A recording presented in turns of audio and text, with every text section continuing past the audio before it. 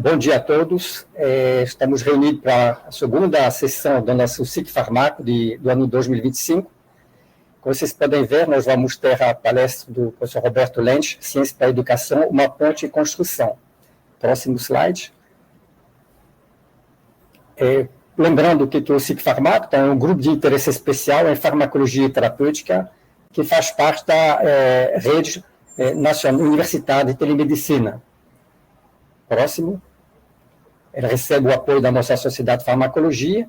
Essa iniciativa é para uso de estrutura de vídeo e webconferência dessa route, né, para que a gente possa reduzir as distâncias geográficas e estimular a integração e colaboração em ações em ensino e pesquisa em farmacologia e terapêutica no Brasil. Próximo. Como vocês podem ver, já temos uma grande alcance no Brasil, né? Tem mais de 54 instituições participantes. Inicialmente, era uma rede física, né? Que agora, com a facilidade de acesso pela web, nós conseguimos, então, estender mais ainda a nossa penetração. O grupo coordenador é constituído pela professora Maria Cristina Avelar, da Unifesp, assim como a Roseli Godinho, o professor Emiliano Barreta, da UFAL, o professor Paulo Guidin, da Federal de Goiás, e eu, François Noé, da UFRJ. Próximo. Então, só lembrando algumas dicas, né, pedir para que todos deixem os microfones no mudo, para não interferir, né, a possibilidade, a palestra vai ser em português, então não há problema dessa vez. A gente pede para colocar seu nome e instituição no chat, tá? Onde também vocês vão poder depois fazer suas perguntas. O registro de presença na sessão, próximo slide, quando você entra, né, ou via café ou via cadastro, né, próximo slide, você clica na opção desejo registrar minha presença nessa sessão.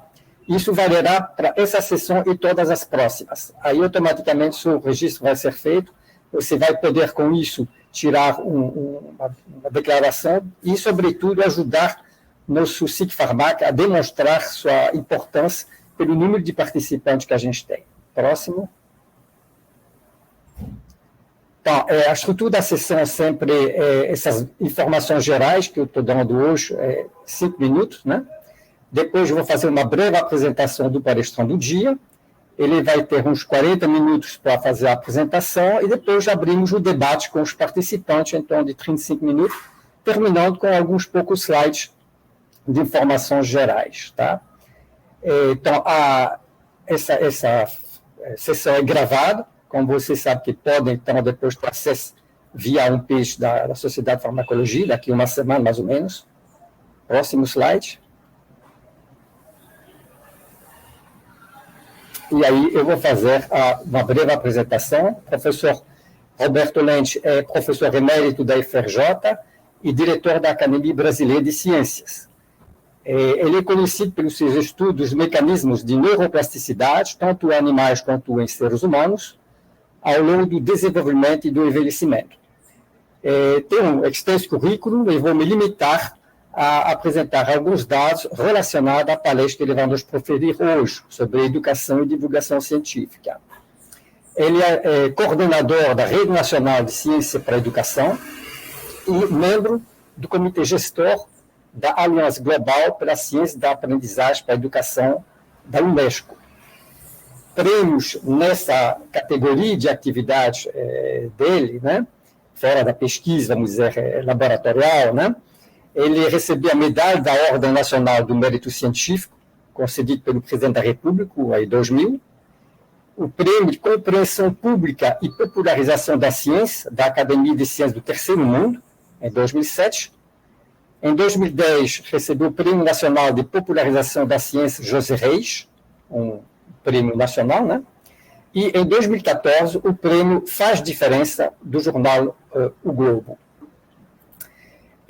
Assim sendo, eu passo a palavra para o professor Roberto Lentes, para que ele possa fazer sua apresentação, abrindo a discussão sobre ciência para a educação, uma ponte em construção. Então, Roberto, muito obrigado. A palavra é sua, e vou desligar meu microfone. Tá bom, muito obrigado. Deixa eu compartilhar a minha tela aqui.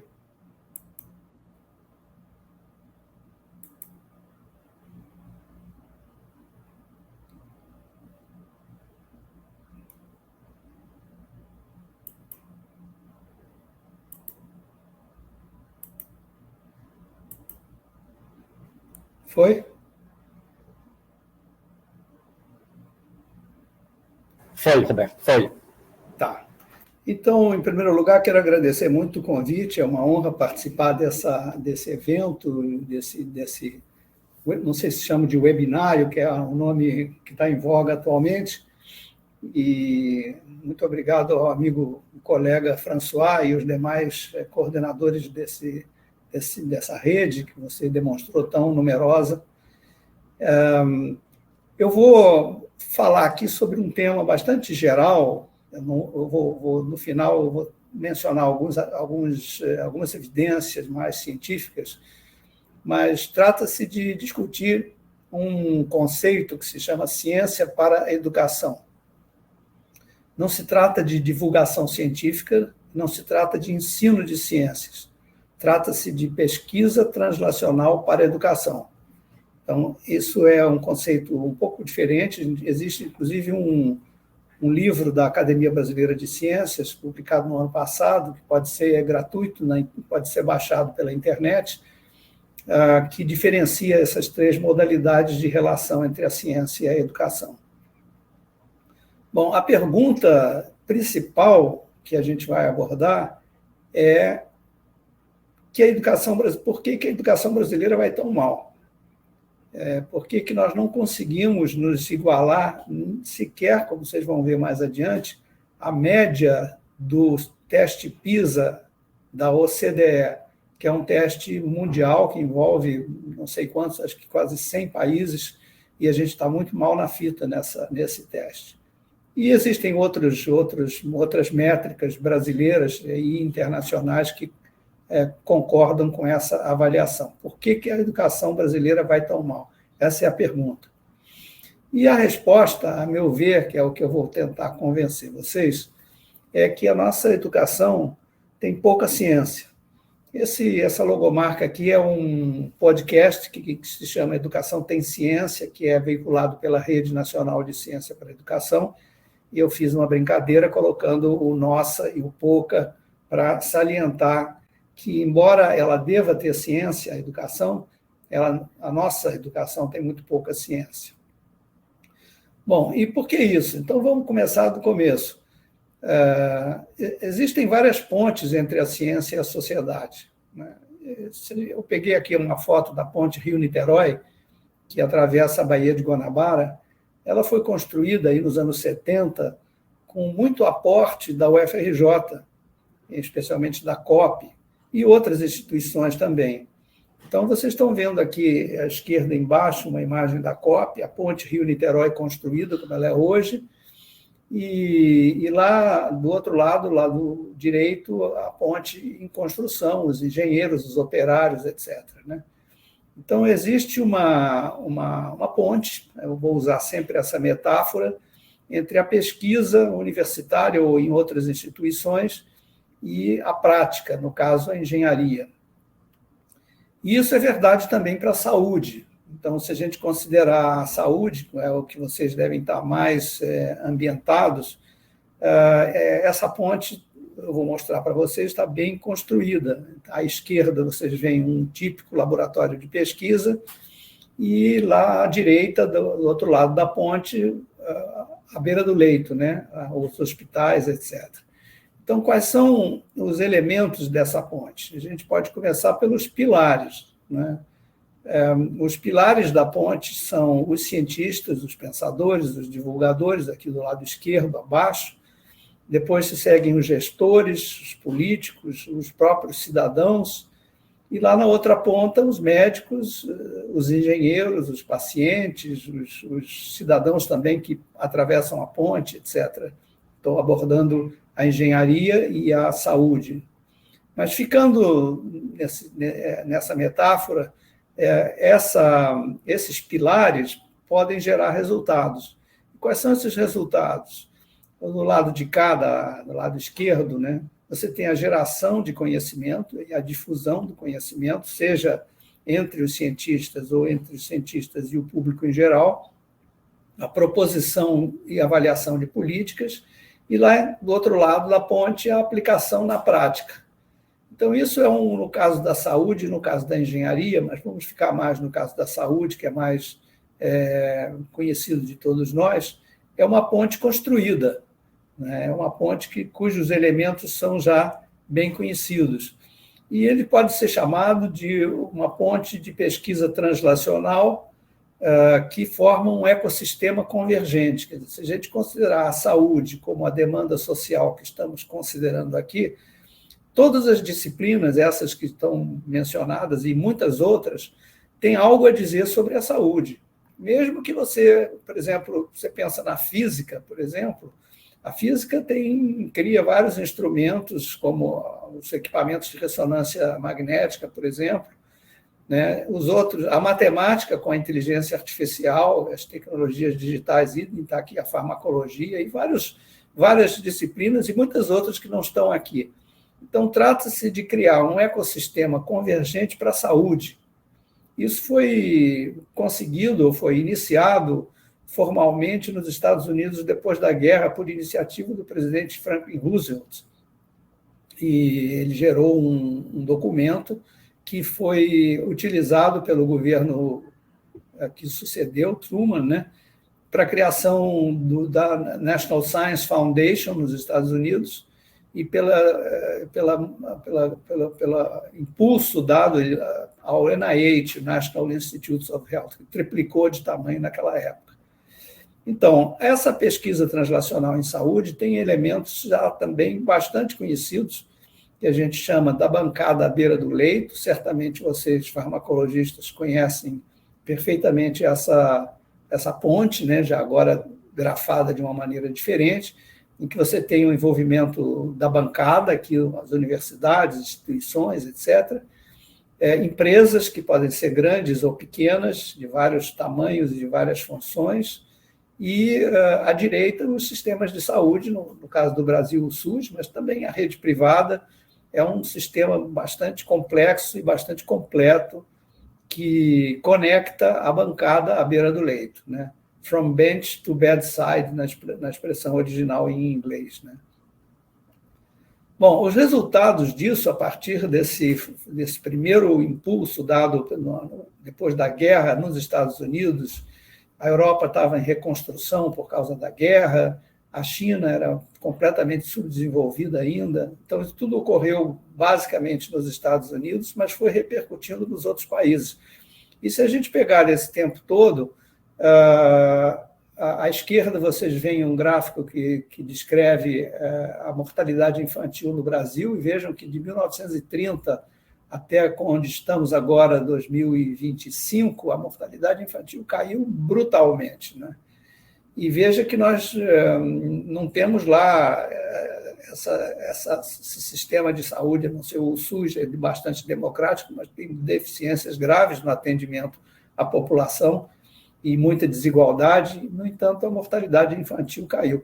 Na outra ponta, a expectativa de vida subiu. Então, nesses anos todos, a gente já está em 76, alguma coisa, anos de vida, e a pirâmide demográfica está se invertendo enormemente, como vocês veem nos gráficos abaixo. Previsto para 2060, a gente não tem mais nenhuma pirâmide, mas sim quase que um cilindro, né, para descrever a população nos nossos países, inclusive no Brasil. Muito bem. Então, a ponte da saúde está pronta. A gente tem uma ponte construída aqui na metáfora da ponte Rio-Niterói. Só que a ponte da educação não está. Ela está em construção. Eu consegui na internet uma foto da ponte Rio-Niterói, na época que ela estava sendo construída, para ilustrar esse slide. A ponte da educação, a mensagem é essa, ainda está em construção. Então, vamos examinar isso aqui. Por que esse processo não ocorreu e o que a gente pode fazer, eventualmente, para que ele ocorra e ele nos faça avançar? Vocês estão vendo aqui um gráfico que mostra o teste PISA, o desempenho do teste PISA da OCDE, que eu mencionei anteriormente. Os 10 países líderes lá na frente, Finlândia, Noruega, né? Nem os Estados Unidos é país líder em educação. Ele está ali meio na média. A média em vermelho, né? E o Brasil em azul. E vocês veem que tem um leve crescimento da educação, do desempenho educacional. Esse teste é feito em jovens de 15 anos, mais ou menos, né, no final do ensino médio, ou na transição para o ensino médio. Então, há um crescimento muito pequenininho. Se a gente pegar essas curvas e estendê-las para a direita, isto é, para o futuro, nós temos... Vamos supor que os 10 países líderes continuem nessa posição. A média continua, porque ela está estável há décadas, né? E se a gente usar a derivada de crescimento da curva do Brasil, a gente vai atingir a média, sei lá eu quando, 2060 ou 2080, né? Lá longe. E isso significa condenar muitas gerações de brasileiros a uma educação extremamente deficiente.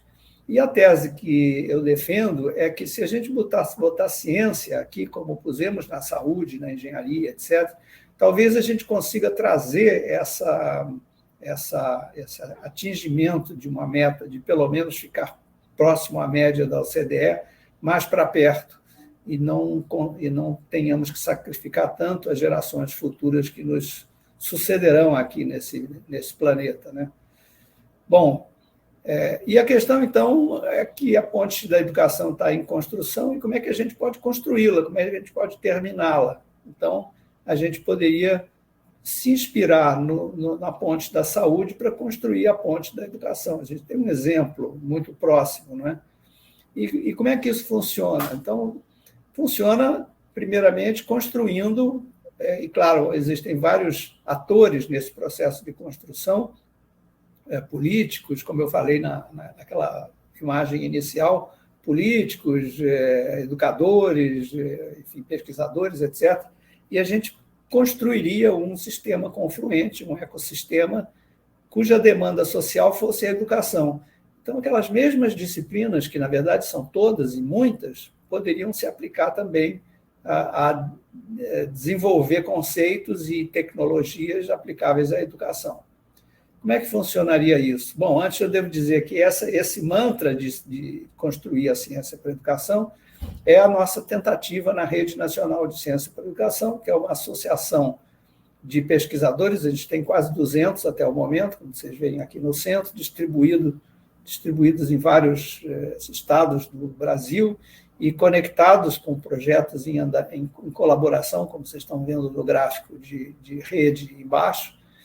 Temos membros institucionais que são patrocinadores à esquerda, são 10 no momento, né? E fazemos parte, como o François falou no início, de uma aliança global de cátedras Unesco. A gente tem uma que se chama Cátedra Unesco da Ciência para a Educação, de Ciência para a Educação, que foi proposta por pesquisadores desses países que estão assinalados pelas bolinhas vermelhas aqui. Muito bem. Então, só para dar um contexto, que eu estou aqui, de certa maneira, representando a Rede Nacional de Ciência para a Educação e a sua cátedra, para discutir com vocês conceitualmente e com alguns exemplos que eu vou dar no final, esse conceito de ciência para a educação. Bom, e ciência para a educação, então, é a pesquisa translacional, na verdade. Da mesma maneira como a gente faz em saúde, a gente poderia fazer em educação. E ela tem duas modalidades. Uma modalidade eu chamo de retrospectiva. Então, nessa modalidade, os governos, eu represento aqui todos, depois da democratização, que está fazendo 40 anos nesta semana, todos os governos têm propostas a fazer, que são transformadas em leis, decretos, medidas provisórias, etc., né? Essa intervenção é aplicada, vocês veem aqui à direita embaixo, na rede escolar, termina na rede escolar, e ela vai ser avaliada depois, para haver uma correção de rumos. Então, isso que acontece, por exemplo, nesse programa lançado pelo governo atual, chama o Programa PED-6, que é uma poupança oferecida a alunos do ensino médio para estimulá-los a terminar o ensino médio, e eles podem retirar essa poupança no final, quando estiverem fazendo vestibular, digamos assim, ou pelo menos como egressos do ensino médio, né? É um projeto bastante interessante, tem a simpatia de todos os brasileiros, eu acredito, mas o fato é que ele é intuitivo, ele não é baseado ele não tem uma base científica, a gente não sabe se ele vai dar certo ou não. Então, ele vai ter que ser aplicado, como já está sendo, e vai ser avaliado daqui a vários anos, porque a gente tem que esperar os estudantes se formarem no ensino médio para a gente ver se aqueles que foram usuários do pé de meia se desempenham melhor na sociedade, se conseguem melhores empregos, se a evasão diminui, quer dizer, tem vários testes que têm que ser aplicados. Isso significa que a correção de rumos, eventualmente necessária, ela tem que ser feita depois de um tempo relativamente longo, porque a intervenção inicial, embora faça sentido intuitivo para todos nós, ela não tem uma base científica. Portanto, a taxa de risco de não dar certo é maior. Pode dar certo, é óbvio, mas também pode não dar. Então, a gente tem que investir em algo mais seguro. E esse é o modelo da pesquisa translacional prospectiva.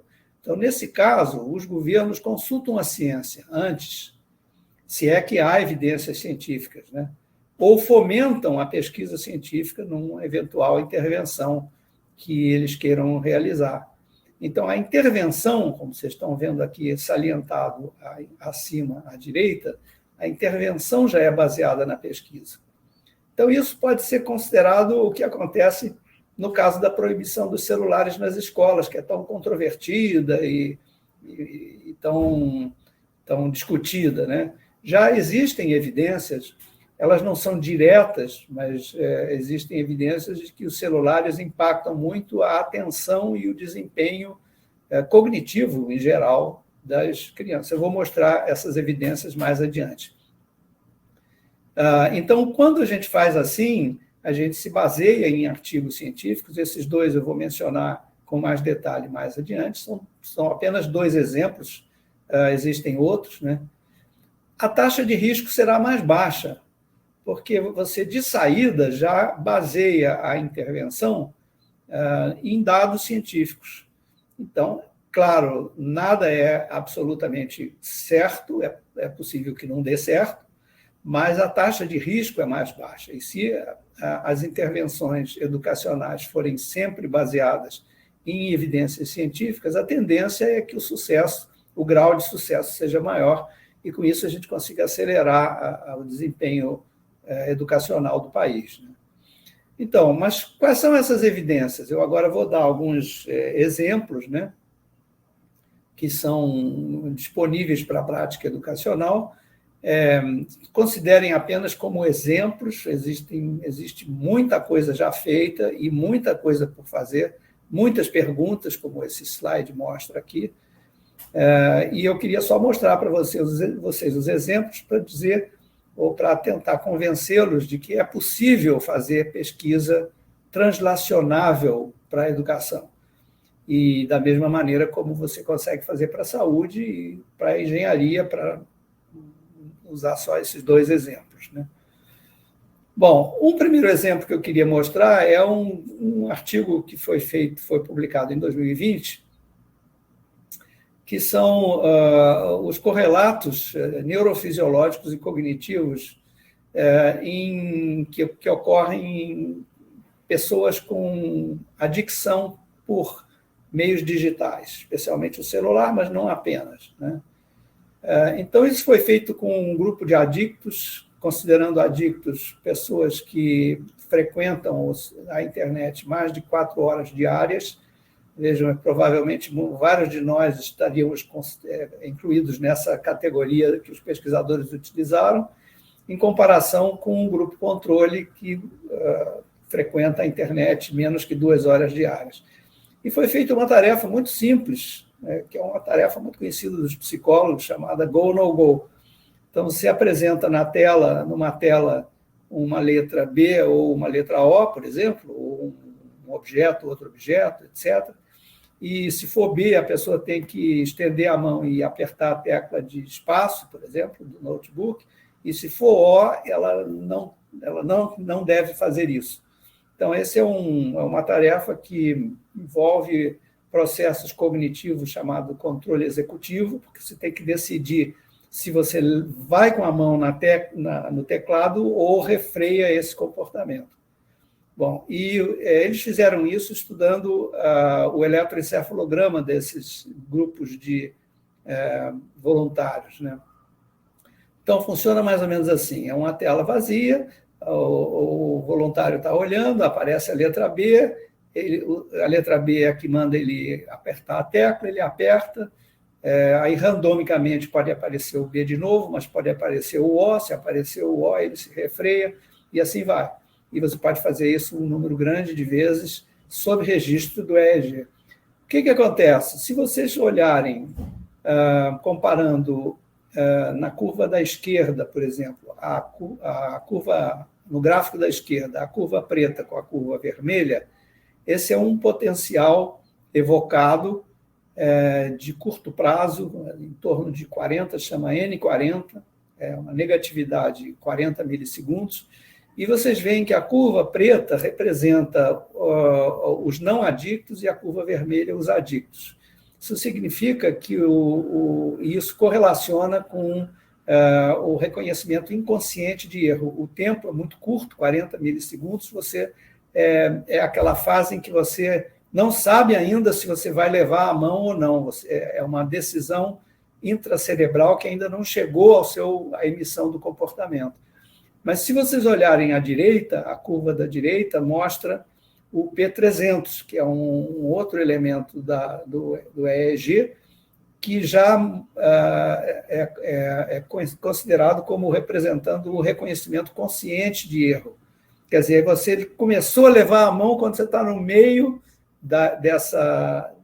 desse movimento, você percebe que está errado, não era para você levar a mão, né? Ou então você faz o movimento completo. Então, isso é sinalizado no seu EEG. E, de novo, a curva preta é maior, tem amplitude maior que a curva vermelha. Isso é interpretado pelos autores como sendo uma evidência de um desempenho pior do ponto de vista cerebral, que acompanha o desempenho comportamental nessa tarefa de controle executivo, né? Aqueles dois trabalhos que eu mencionei inicialmente sobre a questão dos celulares são esses mesmos aqui, e eles são também bastante interessantes, porque eles comparam a conectividade funcional por ressonância magnética funcional em duas situações experimentais, uma de leitura compartilhada de livros, como está mostrado à esquerda, versus a leitura pelo celular. Leitura, claro, essas fotinhas eu peguei da internet, não é dos trabalhos, então o grupo etário é ligeiramente diferente, não é a mesma situação, mas apenas para ilustrar o que eles compararam, né? E embaixo vocês têm uma representação em rede da conectividade funcional no cérebro dessas crianças, comparando um grupo com o outro. Então, como todas as arestas que conectam os hubs, né, os nós, são azuis, isso significa que essas são as redes em que a conectividade cai, e ela cai 50% na maioria das vezes.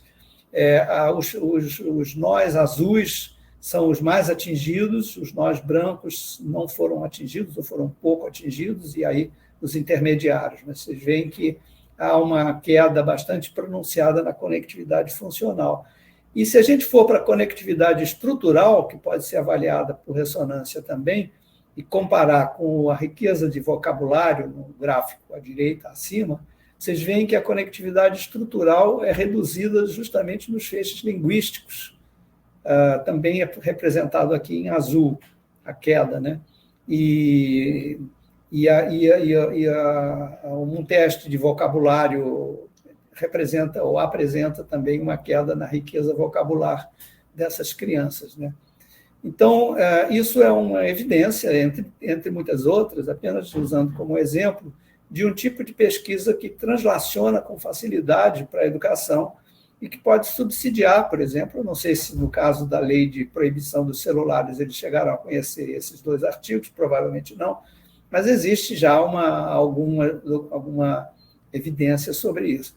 Ela ainda é muito pobre, então também não se tem ainda a evidência de que se funciona no caso brasileiro, por exemplo. Então, nesse caso dessa proibição dos celulares, o caso brasileiro é uma mistura de pesquisa retrospectiva com pesquisa prospectiva, né? Que tem evidências internacionais, mas a gente não sabe se funciona na população brasileira. Então, é apenas um exemplo para ilustrar os conceitos que eu mencionei antes. Bom, passando para pesquisas feitas no Brasil, eu queria citar uma pesquisa muito interessante feita por um grupo de mulheres espetaculares de vários estados, do Rio de Janeiro, do Rio Grande do Norte, do Rio Grande do Sul, enfim. Essas 4, dentre as autoras, são membros da Rede Ciência para a Educação, e elas fizeram uma análise de discurso. Então, esse discurso pode ser a narrativa de um sonho, narrativas pessoais, podem ser narrativas de pacientes psiquiátricos, podem ser provocadas, por exemplo, descreva a imagem que você está vendo, ou a leitura de histórias em quadrinhos, enfim, várias maneiras de evocar uma narrativa de uma pessoa, de várias idades. E elas fizeram uma revisão, e essa narrativa é representada numa forma de grafo, uma forma gráfica de representar redes. Então, por exemplo, aqui no número 1, você solicita a narrativa de uma criança, por exemplo. No número 2, ele planeja internamente, mentalmente, o que ele quer narrar.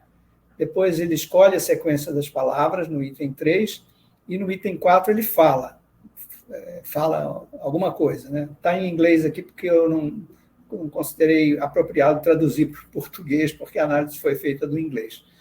Depois, essa narrativa é gravada e ela é analisada por um programa que transforma isso num grafo, que é esse complicado que vocês estão vendo aqui, que eu vou explicar um pouquinho melhor no próximo slide.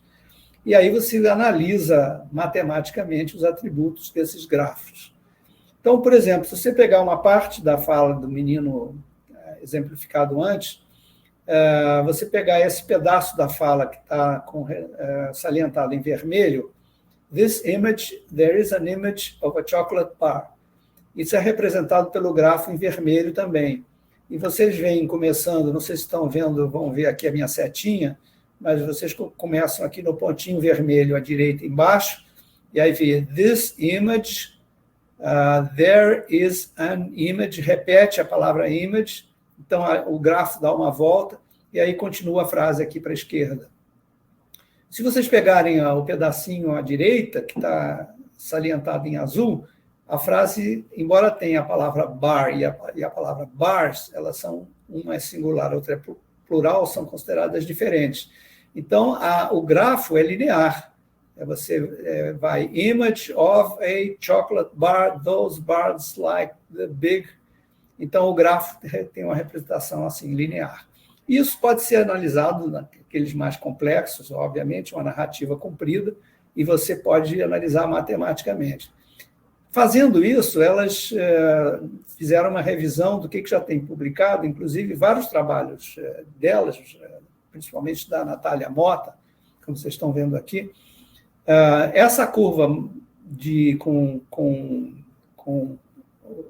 as retas mais grossas representa o desenvolvimento típico que vai desde alguns meses, o primeiro ano de vida, até 70 anos, 70 e poucos anos de idade à direita no gráfico.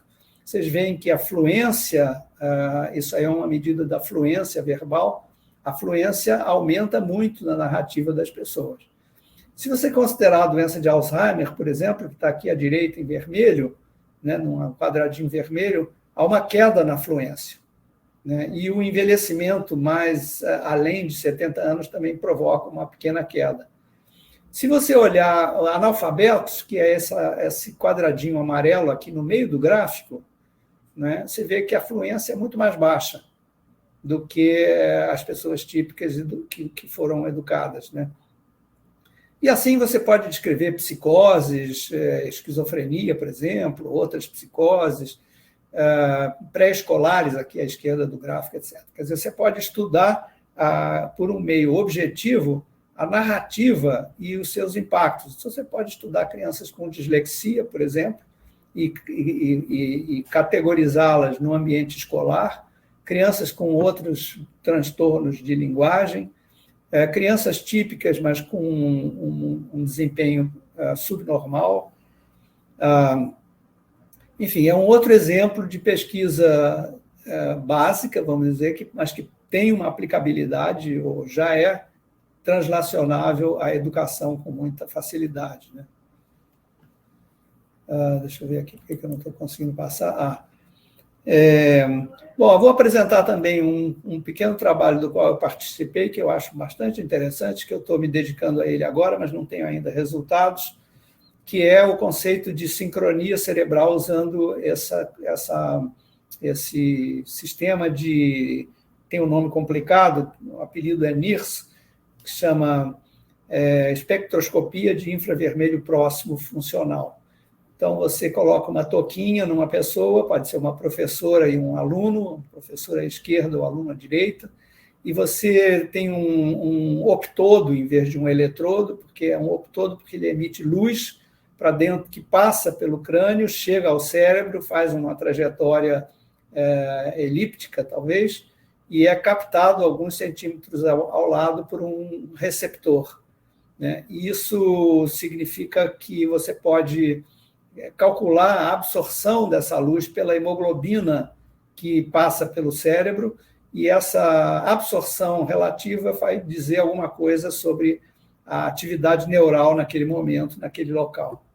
Então, você pode fazer isso, por exemplo, num contexto educacional. Esse aqui é um vídeo adorável, feito pelo grupo lá de Ribeirão Preto, da UFABC, com o qual eu colaboro muito atualmente.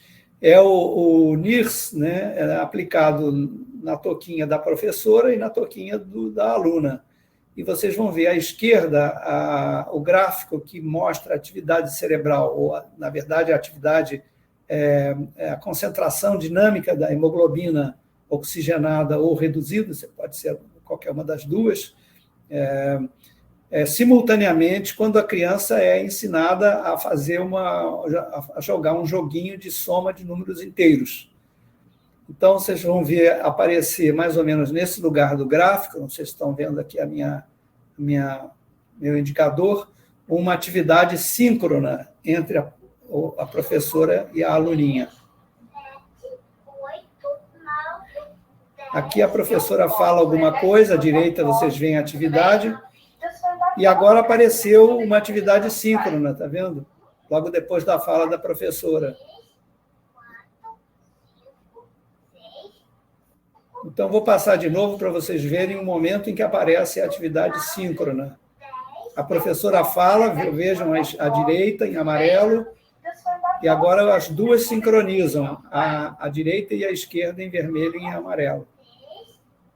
Bom, essa sincronia cerebral é considerada um proxy da interação entre os cérebros. E talvez, não se sabe muito bem exatamente o que, mas um momento em que a atividade neural da professora sintoniza com a da aluna. E talvez seja um proxy da aprendizagem da aluna, né? Um clique da aprendizagem. Isso é uma coisa que ainda está em aberto, mas é extremamente estudada atualmente pelo que isso significa de interessante para representar a atividade cerebral em grupos. Você pode fazer professor-aluno, pode fazer aluno com aluno, vários ao mesmo tempo. Enfim, não tenho tempo para entrar em detalhes, a gente pode discutir isso depois na parte de discussão. Um outro exemplo que eu daria é também, estou já no final, é também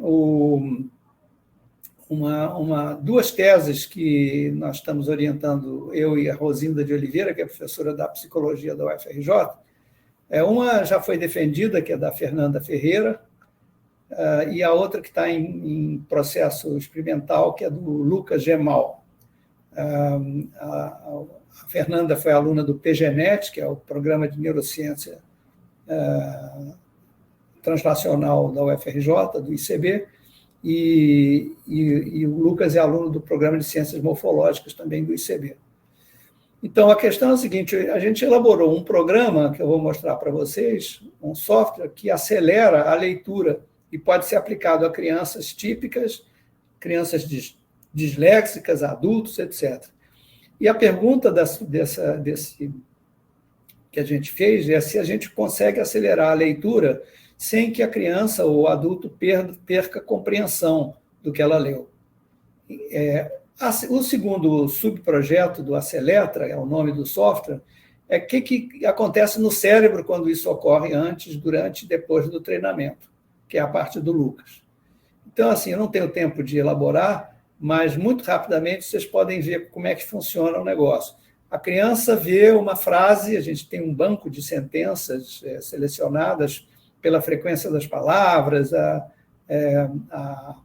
facilidade que as crianças de uma certa idade teriam para reconhecê-las, etc. Então, aparece essa frase aqui e ela é apagada da esquerda para a direita com uma certa velocidade.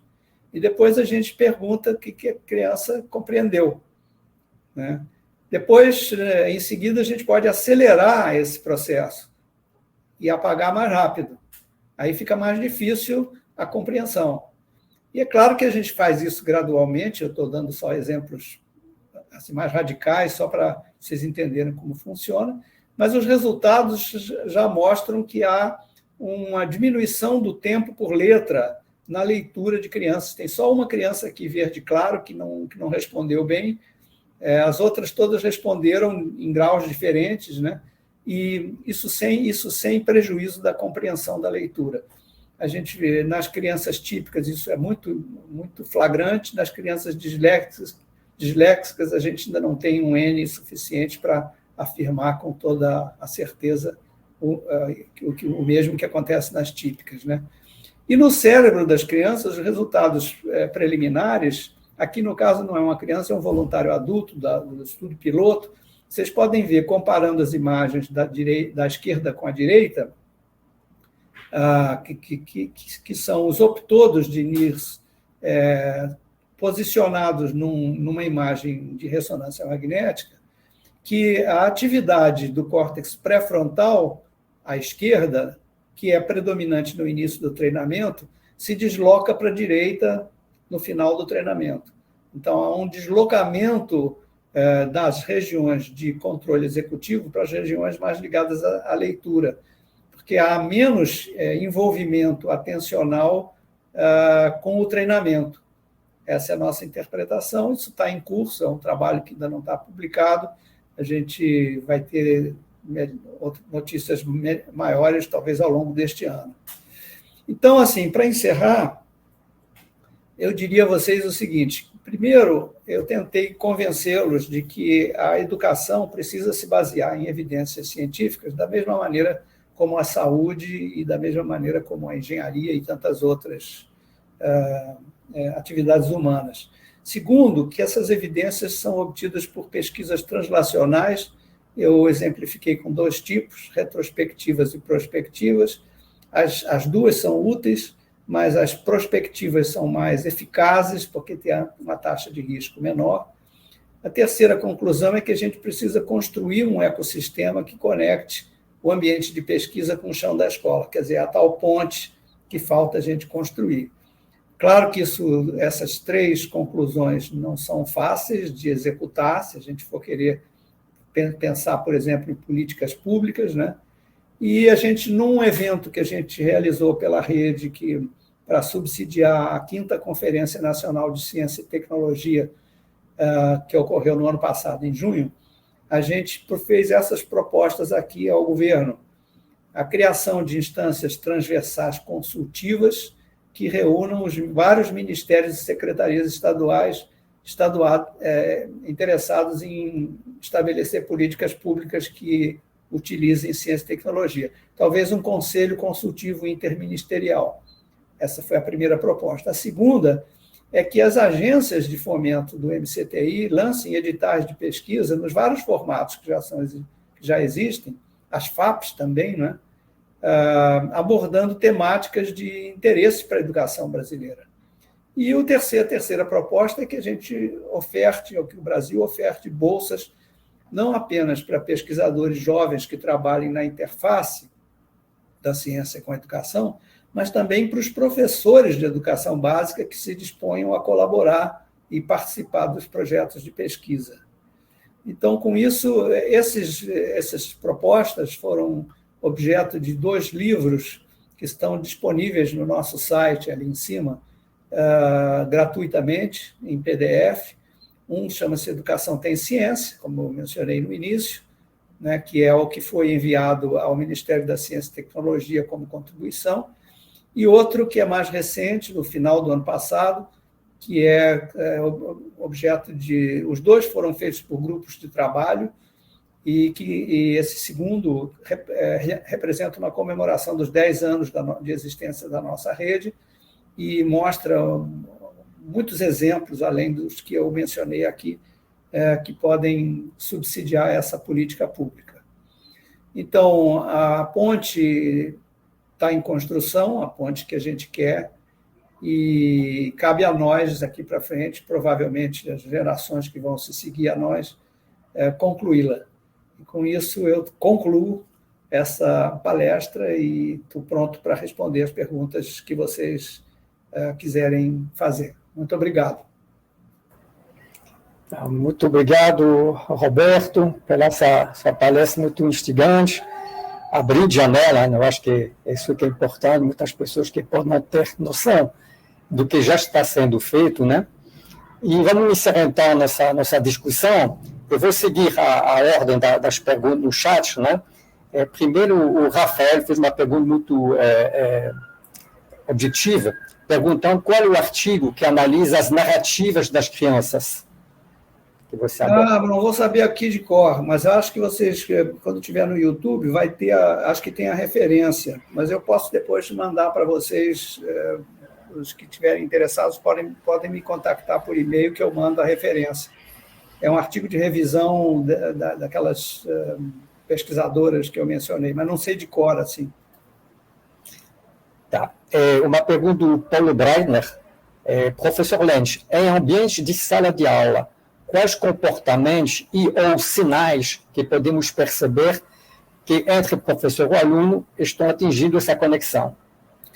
Essa é uma pergunta também que não tem uma resposta muito simples, porque, veja, imagine a gente num ambiente universitário em que um professor dá aula aqui na UFRJ, no curso de medicina, são 100 alunos, por volta de 100 alunos, 80, 90. Imagine como deve ser difícil estabelecer essa conexão. Não existe uma resposta clara. Existem trabalhos feitos com essa técnica de hiperescaneamento, que eu mencionei para o NIRS, que é feito também com EEG, com grupos menores de alunos, né? Então, comparando modalidades diferentes de ensino. Então, a aula tradicional, falada, a aula com projeção de slides, como essa de hoje, a aula invertida, em que os alunos têm um protagonismo maior, o contato entre alunos que são vizinhos na carteira, né? A cadeira deles são vizinhas em relação a alunos que estão mais distantes, e esse trabalho, a primeira autora chama-se Dicker, Suzanne Dicker, D-I-K-K-E-R. Esse artigo mostra que quanto mais próximo a interação, mais eficiente é o resultado e maior a sincronia cerebral. Quanto mais distante, pior. Então, é de supor, por exemplo, que os alunos da primeira fila de uma sala de aula com muitos alunos têm uma interação maior com o professor ou a professora do que os alunos que ficam lá no fundo. Se na situação real naturalista, a gente ainda tem complicadores, que é o uso dos celulares, por exemplo. Então, muitos alunos ficam no celular, não estão prestando atenção ao que a gente está falando. Se a aula for remota, isso também é expresso quando a pessoa desliga o Zoom e fica aquela tela preta. Então, nós estamos, inclusive, com um projeto em andamento que faz uma comparação na sincronia cerebral usando o NIRS em 3 situações. A videoaula, em que o aluno não interage com o professor, ele só vê o vídeo da aula, a aula por Zoom e a aula presencial. Então, esse é um projeto que está começando no Instituto DOR, usando essa tecnologia de NIRS para a gente estudar esse tipo de pergunta. Então, tem muito por fazer e os dados são muito poucos. Tá, tem várias menções de que gostaram muito da palestra, agradecendo o professor. Mais uma pergunta agora da Beth Linder, da Federal de Santa Catarina. Obrigado, professor. A Rede Nacional de Mestrado Profissional em Ensino e Biologia, ProfBio, pode contribuir, talvez, com evidências, e não só os alunos da biologia. Então, seria a possibilidade de uma colaboração, não sei se você já conhece esse programa, esse professor, que poderia, de repente... Não, eu não conheço especificamente essa rede, mas certamente a nossa rede de ciência para a educação está aberta a colaborar com quem quiser embarcar nessa difícil tarefa de construir a ponte. E existem outras instituições que fazem isso também, né? Algumas sociedades científicas. Nesse âmbito de ensino de ciência e divulgação científica, o avanço é maior do que no caso da pesquisa para a educação propriamente, né? Então, existem mais exemplos de divulgação científica.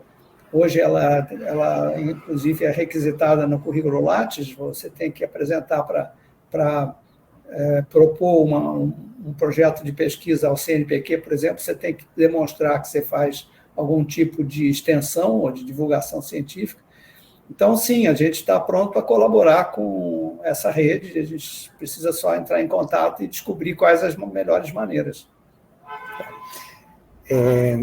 Eu vou fazer uma pergunta, sem entrar nas mudanças estruturais que teriam que ser feitas, né? Considerando uma aula, vamos dizer, clássica, ainda presencial, eu já vi que tinha evidências de possibilidade de introdução de coisas muito simples, como, por exemplo, no início de uma aula, usar 3 minutos para resumir o que foi feito na aula anterior. Parece que para esse tipo de coisa há dados científicos muito sólidos, demonstrando que isso ajuda. Você poderia um pouco comentar sobre isso e sobre outras coisas simples que a gente poderia incorporar, sem precisar mudanças estruturais de departamento, que cada professor poderia colocar nas suas aulas, no primeiro momento, com base em artigo, em ciência, que demonstra que isso tem relevância. Então, esse processo chama-se espaçamento cognitivo, se eu não me engano. Espaçamento é a palavra-chave. Quando você repete o conteúdo anterior, do dia anterior, e tem, inclusive, um estudo que mostra quantas horas você deve separar para fazer o espaçamento, para otimizar esse fenômeno. Você ativa um processo fisiológico, neurofisiológico, que se chama reconsolidação da memória. Quando você tem uma exposição, por exemplo, eu falei para vocês agora, durante 40, 50 minutos, vocês absorveram uma parte, vamos dizer, do que eu falei, isso vai para a memória de vocês. Provavelmente, ao longo do dia e até amanhã, não sei o que percentual, mas uma grande parte, talvez a maioria dos conceitos ou dos exemplos, vai desaparecer da memória de vocês. E, ao longo do tempo, isso desaparece quase que completamente. Se você, no dia seguinte, revisar, por exemplo, se vocês revisarem no YouTube, quando ele sair, o que vocês viram hoje, você reconsolida a memória. Isso tem Quem era especialista nisso, com modelos animais, era um pesquisador argentino, naturalizado brasileiro, que já faleceu há poucos anos, chamado Ivan Esquerdo. Era um eminente pesquisador. Ele trabalhava com modelos animais nesse processo de consolidação e reconsolidação. Então, essa estratégia de espaçar o aprendizado, o espaçamento da aprendizagem, que eu acho que é o nome técnico, repetindo conceitos no início da aula, é válido cientificamente. E se você fizer isso no fim da aula, fizer um resumo no fim da aula, com um pouco o que eu tentei fazer com as conclusões, né? Você também favorece, porque foram conceitos que foram expostos ao longo da minha conferência, de 40 minutos, e no final eu tento fazer um apanhado das conclusões principais. Isso ajuda a reconsolidar ou a consolidar, dependendo, a memória dos assistentes, né? Do público, da audiência. Muito obrigado. Uma pergunta a Regina de Sordi. Obrigado pela excelente palestra. O senhor acredita que a extensão universitária também poderia auxiliar nesse processo de levar a ciência para as escolas? Como o senhor vê essa iniciativa da CAPES para pós-doc atuar na extensão? Então, eu vejo com muita simpatia, mas, mais uma vez, eu devo dizer que são 3 elementos diferentes de relação entre a ciência e a educação. Um é o ensino de ciência, extremamente importante. Como é que você coloca a ciência digamos, na grade curricular, vamos dizer, no currículo das escolas, e como que você faz isso nos vários níveis escolares, etc. Ensino de ciência. Esse é um aspecto extremamente importante. Isso é diferente da divulgação científica ou popularização da ciência, que não é menos importante que o ensino de ciência, mas que pode se estender muito mais, que é o que você falou na pergunta. Muito além das salas de aula. A popularização da ciência, como o nome já diz, ou divulgação científica, pode se estender às redes sociais, à televisão, aos livros, ao teatro, ao cinema, e aí vale tudo que for possível. Então, eu sou um fã dessa atividade, sou um praticante da popularização da ciência, tenho várias coisas que eu fiz ao longo da minha vida voltadas para isso, mas esse é um segundo aspecto da relação entre a ciência e a educação. Não menos importante, não estou separando por importância, apenas separando por natureza, né? E o terceiro, que foi o que eu foquei, é a pesquisa voltada para a educação. Então, eu entro na sala de aula para ensinar a ciência, é uma maneira. Eu entro na sala de aula para divulgar ciência, é outra maneira. E eu entro na sala de aula para fazer uma pesquisa científica, por exemplo, usar o Aceletra, aquele software que eu mostrei, em um grupo de crianças de uma determinada escola, é uma terceira maneira de entrar na escola. Então, não sei se eu fui claro, são 3 modalidades de ponte, vamos dizer assim, de relação da ciência com a educação, as 3 igualmente importantes, mas a que está mais desfavorecida no mundo e no Brasil é a pesquisa científica translacional em educação. As outras 2, ninguém contesta, ela pode não ser executada da melhor maneira possível, mas não já está no, digamos, já é bem aceita pela população, pelos experts, pelos ministérios, etc. São 3 modalidades diferentes. Queria fazer mais uma pergunta. Dos exemplos que você mostrou, sempre são abordagens tecnológicos, vamos dizer, sofisticados, né? Ressonância magnética, etc., etc. Eu queria perguntar sobre formas mais clássicas, onde já tem trabalhos publicados, por exemplo, na área de gamificação, né? O quanto que a gamificação em sala de aula pode melhorar o ensino, onde se faz de uma maneira mais direta, vamos dizer, uma avaliação no final, né, de aulas, idealmente separando a turma em 2, tendo uma turma recebendo uma aula clássica, a outra uma aula baseada em gamificação. E depois tem vários formulários, né, de avaliação, que avalie, entre outras coisas, a atenção, o interesse do aluno e, de forma um pouco mais difícil, a aprendizagem. Para a gamificação, fica claro, tem vários artigos da literatura, não somente a farmacologia, mas em todas as áreas, de que há um aumento muito grande do interesse do aluno e da motivação e da atenção, sendo um pouco mais difícil a averiguação de que o quanto realmente o aprendizagem foi melhor. Você poderia, talvez, colocar essa forma de avaliação, que não necessita de uma aparelhagem sofisticada, que caracteriza a transnacionalidade, mas qual é o seu ponto de vista sobre a avalia desse tipo de avaliação, que também são científicas, artigos publicados? Não, é perfeito, François. Eu acho que o uso de games educacionais está bastante expandido. A grande questão aí é a validação da utilidade pedagógica desses games, porque se você for na internet buscar, por exemplo, games para ensinar matemática, você vai encontrar 1.400 e não sei quantos comercializados, caros, etc.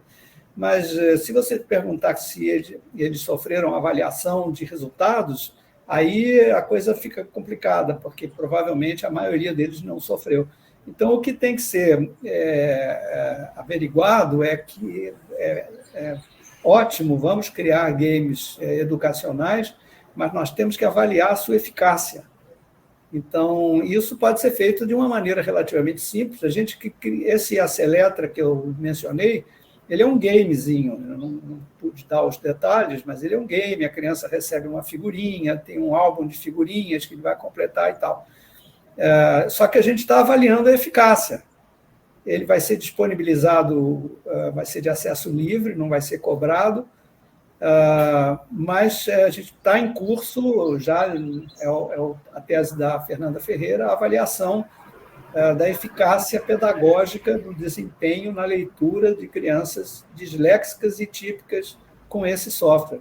Então, esse é apenas um exemplo, existem vários outros. E a questão toda é essa, ótimo game, mas ele tem que ser, a sua eficácia tem que ser avaliada. A gente não pode tomar como um dado inquestionável que só por ser um game ele tem uma eficácia maior do que o modo tradicional. Às vezes, o modo tradicional, se ele for dialógico com a criança ou com o jovem, ele consegue ser tão eficaz quanto o game, dependendo do game e dependendo da estrutura da aula dialógica que o professor utilizar. Então, tudo depende de avaliação científica, nesse caso, com metodologias rigorosas. Perfeito.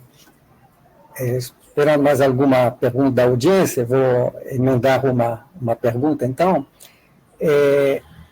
Eu concordo, obviamente, com você, ciência baseada em evidência tem que ter uma avaliação por metodologias quantitativas, com estatística, etc, etc. Você falou em algum momento que você tinha um sistema que comparava, um estudo que comparava uma aula clássica a uma aula invertida, né? Onde faz parte do ensino proativo, né? Eu me lembro que uma professora do nosso grupo das BEF de iniciativas educacionais, quando trabalhava numa universidade privada, lá a política é que o professor era obrigado a ter todas as aulas numa forma proativa. No caso dela, em algumas aulas, ela tinha usado a gamificação, com o seu uso de jogo, mas com, vamos dizer, táticas de jogo, né?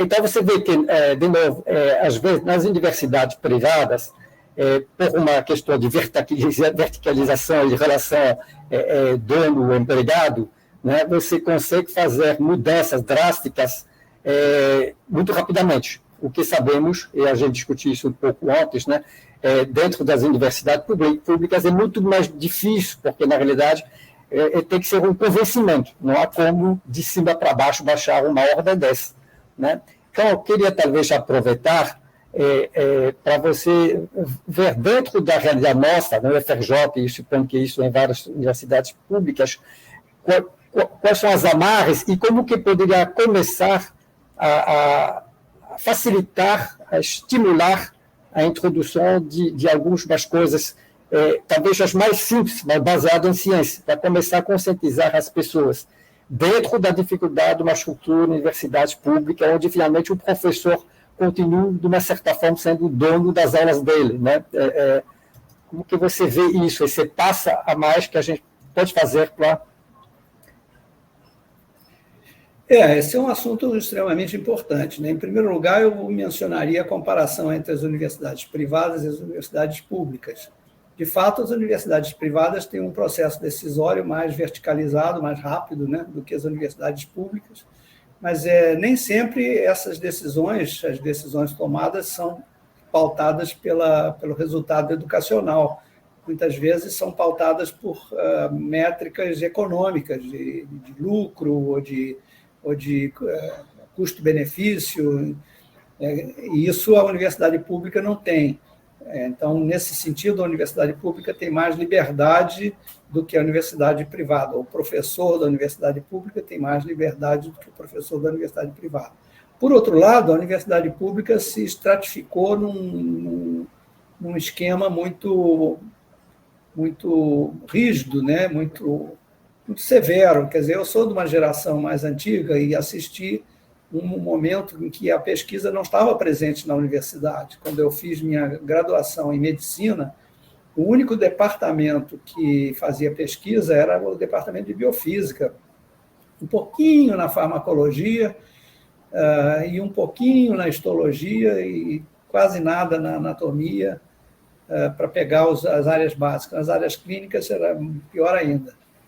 E não havia uma consciência de que a pesquisa tinha que entrar na universidade. Isso foi um movimento que foi ganhando corpo ao longo dos anos 70, 80 do século passado, e os concursos públicos, quer dizer, tinha aquela figura do catedrático vitalício, né? O cara ficava ali na chefia de um departamento até morrer e ninguém podia contestar. Aquilo foi sendo modificado e a pesquisa foi entrando na universidade, né? E entrou de uma tal maneira que ela dominou o cenário. E agora ela está sendo uma razão de, digamos, de imobilismo, né? Porque você contrata, você concursa, faz um concurso para um professor da universidade em farmacologia, em qualquer universidade, baseado no currículo científico, no currículo Lattes dele, currículo científico, basicamente científico, né? Você pode pegar alguma coisa de extensão, por exemplo, que o Lattes já dá e tal, mas ele tem que ter uma especialização em, sei lá, farmacologia de anti-inflamatórios, sei lá, qualquer sublinha dentro da enormidade que é a farmacologia, né? Então, ele vai fazer a sua pesquisa nessa linha. E nenhum departamento de farmacologia ou nenhum instituto de ciências biomédicas, biologia, qualquer que seja o nome, admite, no momento, concursar um professor que faça pesquisa em pedagogia.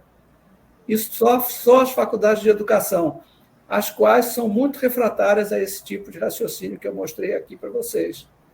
Porque, geralmente, as licenciaturas, por exemplo, geralmente se baseiam em dados que às vezes são científicos, mas não abarcam toda a variedade de disciplinas, toda aquela variedade, aquele ecossistema que eu mostrei confluente para a educação. Então, a formação dos professores na educação básica é deficiente, e a formação dos professores na educação superior simplesmente não existe. Eu, quando fiz o meu concurso para professor do Instituto de Ciências Biomédicas, eu não sabia dar aula, ninguém me ensinou. Eu entrei lá na sala, tinha os alunos e eu inventei uma maneira. E é uma maneira que provavelmente estava errada. Eu era muito chata. E aí você depende dos indivíduos, um indivíduo um pouco mais hábil em dar aula, outro menos, mas um ensino localizado, né? Então, a minha proposta é que as universidades considerem implantar núcleos de pesquisa educacional, pesquisa translacional para a educação, em todos os seus departamentos, não apenas nas faculdades de educação. Que o Instituto de Ciências Biomédicas tenha um núcleo de pesquisa em educação, que o Instituto de Física tenha, e assim por diante. Eu acho que essa seria uma maneira de você moldar um ambiente mais científico na pedagogia universitária que a gente emprega de uma maneira tão precária por ignorância, porque não fomos preparados para isso. Tá, obrigado. Uma pergunta do Emiliano Barreto. Ele fala que no sistema de pós-graduação nacional, independentemente da área, as métricas consideram parâmetros de interesse de cada área do conhecimento. Para o incentivo da pesquisa em educação no sistema de pós-graduação, a valorização de projetos executados envolvendo ciência para a educação como política da CAPES seria uma forma de contribuir com a construção da ponte? Seria, evidente, perfeito. Isso faz parte de uma daquelas recomendações que eu mostrei no final. Uma ideia de que tanto a CAPES quanto o CNPq, as FAPES nos estados, possam examinar a possibilidade de criar editais, incluindo aí bolsas, que fomentem a pesquisa em educação. Então, você tem um edital do CNPq cuja temática inteligência artificial. Isso é um tema que está na ordem do dia, é correto estimular a pesquisa nisso, e aí você faz um edital temático e se apresentam vários pesquisadores e julgamento de mérito, aquilo que a gente já conhece. Por que não fazer isso com ciência para a educação? Por exemplo, técnicas pedagógicas para o ensino superior, seria uma temática. Então, eu citei aqui, obviamente, não necessariamente a mais prioritária. Ou técnicas de alfabetização de crianças surdas, que é um problema, né? Como fazer isso. Seria uma outra temática. Então, a ideia é que essas nossas agências de financiamento à pesquisa, no plano estadual e no plano federal, possam se sensibilizar com essa ideia, a importância da pesquisa translacional para a educação, como já tem essa percepção para a saúde, engenharia, etc. Então, isso envolve o convencimento público da importância de construir essa ponte. Então, eu tenho conversado com vários interlocutores nas secretarias estaduais de educação, agora estamos em contato com um senador que vai ser o presidente da Comissão de Ciência e Tecnologia do Senado, o senador Flávio Arnes, que é o nome dele, para sensibilizá-lo para essa perspectiva. Então, tudo depende de os protagonistas desse processo de fomento à ciência se convencerem de que essa área é uma área relevante para o país. E aí seguem as bolsas, os etc. Tá. Eu queria fazer mais um comentário, uma pergunta. Eu entendo que a construção dessa ponte não é tarefa fácil, não é para qualquer um de nós, né? Você está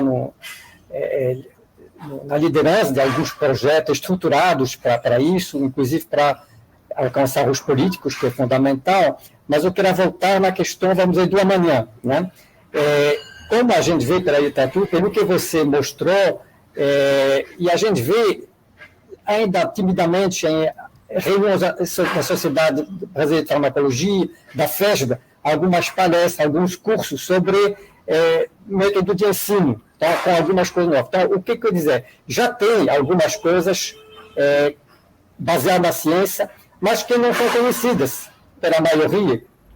Como que poderíamos fazer para que o que já se sabe de implementações simples, como aquela que você falou, né, da consolidação da memória, aplicada em sala de aula, como que a gente pode tentar também fazer um movimento para ter mais visibilidade de experiência de professor, e isso poderá ter um impacto mesmo antes que a ponte seja construída, já um impacto, vamos dizer, no dia a dia de pelo menos alguns professores, mesmo que não haja uma mudança estrutural do departamento da universidade. Essa é uma pergunta muito importante, né, François? A gente é pequenininho, né? A gente, que eu digo assim, as pessoas e instituições que compreendem a importância da pesquisa translacional para a educação ainda é uma comunidade de muito pouca expressão nacional, mesmo nos ambientes educacionais, né? A gente está crescendo, está crescendo. Quando eu digo a gente, não estou só me referindo à rede que eu coordeno, mas várias outras instituições são envolvidas nesse processo. Mas isso tem que ser alguma coisa que, em algum momento, vai dar um clique nas pessoas do Poder Executivo ou do Poder Legislativo, nos vários níveis da federação, estados, municípios e no federal, em que isso vai aparecer como uma possibilidade importante para o desenvolvimento do país. Mas ainda estamos longe disso. Então, o que a gente faz dentro das nossas possibilidades, no caso da Rede Nacional de Ciência para a Educação, é fazer publicações que incluam não apenas uma análise geral, como a que eu fiz na aula de hoje, na palestra de hoje, mas também incluam exemplos de alternativas objetivas que possam ser usadas pelos professores. Então, tem vários grupos que trabalham com isso. Por exemplo, tem um grupo no Rio Grande do Norte que trabalha com sono. E o sono é um mecanismo neural de consolidação da memória. Não a reconsolidação que eu mencionei antes, mas a consolidação. Então, já está mais do que evidente, se você fornecer a crianças na escola um ambiente em que ela possa tirar uma soneca depois do almoço, você favorece o aprendizado subsequente. Só que isso é complicado, não é tão simples. Você diz assim, basta que a criança durma um pouquinho depois do almoço, mas precisa ter um ambiente para isso, precisa ter uns colchonetes, um ambiente relativamente silencioso, não pode ter celular, porque se tiver celular ela não vai dormir. Então, tem uma série de obstáculos para a implementação. Então, uma coisa é o cientista dizer, olha, o sono ajuda, a outra coisa é você implementar. Então, precisa os cientistas conversarem com os professores, com os pedagogos e com os políticos, para que a observação dos cientistas possa se tornar realidade, em que a gente possa usar essas propostas assim, num sentido de melhorar o desempenho educacional do país em todas as dimensões. Quer ver um outro exemplo que eu posso dar? A música, toda aprendizagem depende a memória, de um modo geral, depende do acréscimo de valências emocionais juntos. Então, você pode lembrar de coisas que aconteceram na sua vida que são muito negativas, e você lembra por que elas foram muito negativas, então a valência negativa daquele fato não deixou que ele saísse da sua memória, ou o contrário, que elas foram muito positivas, muito prazerosas. As mais ou menos neutras você tende a esquecer. Então, a música é um elemento de valência positiva que pode ajudar a aprendizagem. Então, por exemplo, existem trabalhos que mostram que quando você... dois grupos de crianças, uma com os dois aprendendo matemática, uma aula de matemática. Num grupo, você precede a matemática de uma manipulação de instrumentos musicais, audição de músicas, etc., e no outro vai direto para a matemática. O desempenho em matemática do grupo música é melhor do que o grupo não música. Então, isso é uma evidência que para sua implementação depende apenas de trabalhar com a grade curricular de cada dia, da semana, e você botar o ensino de música na frente. Então, tem vários exemplos assim, e a gente procura, no caso da Rede de Ciência para a Educação, e tem outras organizações que fazem isso também, elencar esses exemplos como possibilidades que podem ser adotadas pelos professores. Nas nossas publicações, são todas gratuitas, de acesso livre no nosso site. A gente tem desde formato PDF, numa leitura convencional como um livro, a gente tem podcasts, a gente tem webinários com imagem, né, ou videocasts, como se chama às vezes, né?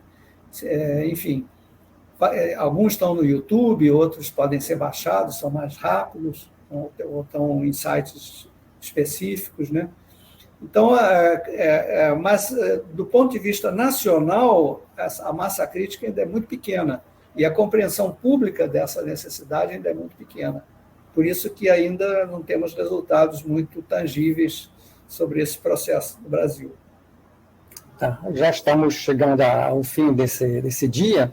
Quero lembrar para a audiência, antes de passar um slide final, que essa palestra, assim como todas do SIC Farmaco, vai estar disponível através da homepage da Sociedade Brasileira de Farmacologia, daqui uma semana, 10 dias, mais ou menos, para poder, através do link do YouTube, poder rever essa palestra, né? Quero lembrar que, de uma certa forma, em consonância com o que você está falando, o SIC Farmaco, né, já tem alguns anos que a gente decidiu, como a professora Maria Cristina lembrou, ter pelo menos uma palestra por ano que toca no assunto da educação, né? A sua palestra já é o caso, né? E, portanto, eu acho que tem timidamente comparado a 5 anos atrás, se discute um pouco mais já na sociedade científica essa questão da educação. Então, é um início, né? Mas, com certeza, eu acho que uma divulgação maior do que já temos disponível, né, que você acabou de mencionar, seria interessante colocar na grade um congresso sobre o palestra, o curso, né? Eu queria, então, que você passasse, então, os slides finais, não havendo mais pergunta, para finalizar esse processo. Posso fazer só um comentário, François?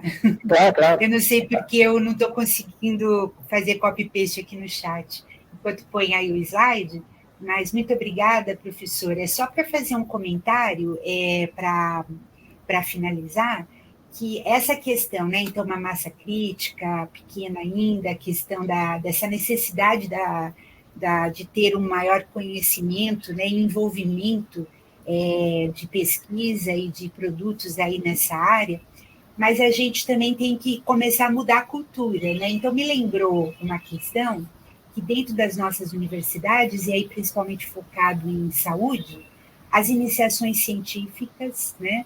Os programas, por exemplo, locais que têm programa de MD-PhD para médicos, como, por exemplo, aqui na Escola Paulista de Medicina, a gente tem aqui na Unifesp, tem em Ribeirão Preto, tem em alguns outros lugares, ou seja, a gente tem, e essas políticas têm bolsas, tem talvez a questão de como trabalhar isso, e aí um ambiente como o nosso, por exemplo, que nós temos muitos grupos aqui nacionalmente, que tem, né, saúde e pesquisa em saúde, quer dizer, isso tem sido um objeto de procura de vocês, que talvez é um ponto que o nosso grupo aqui, até dentro da sociedade, até na divulgação, pode ser feito. Então, aproveitar alunos de iniciação, medicina, enfermagem, farmácia, né, para quando estão pensando nos seus projetos, até projetos de iniciação científica, TCC, com esse tipo de temática. Talvez não seria uma forma de a gente começar a contribuir para essa cultura que é necessária também, para a gente ter no pessoal mais jovem, né?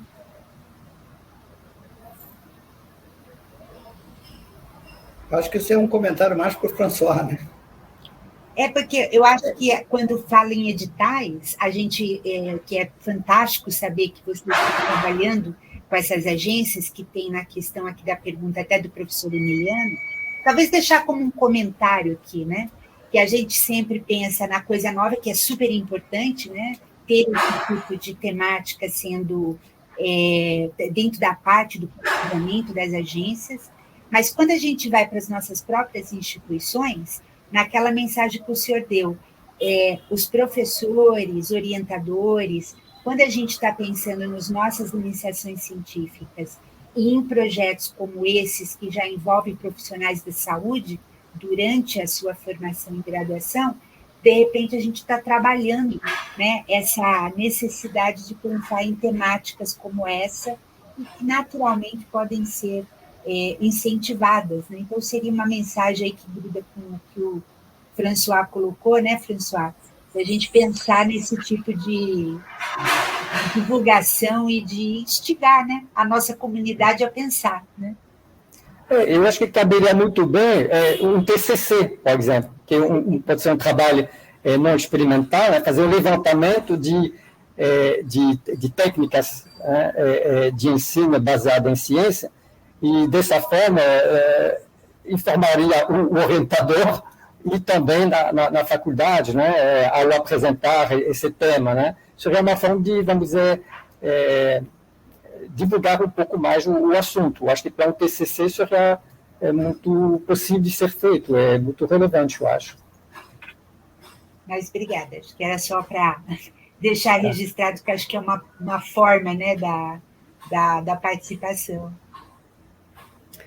Então, já estamos no último slide, né?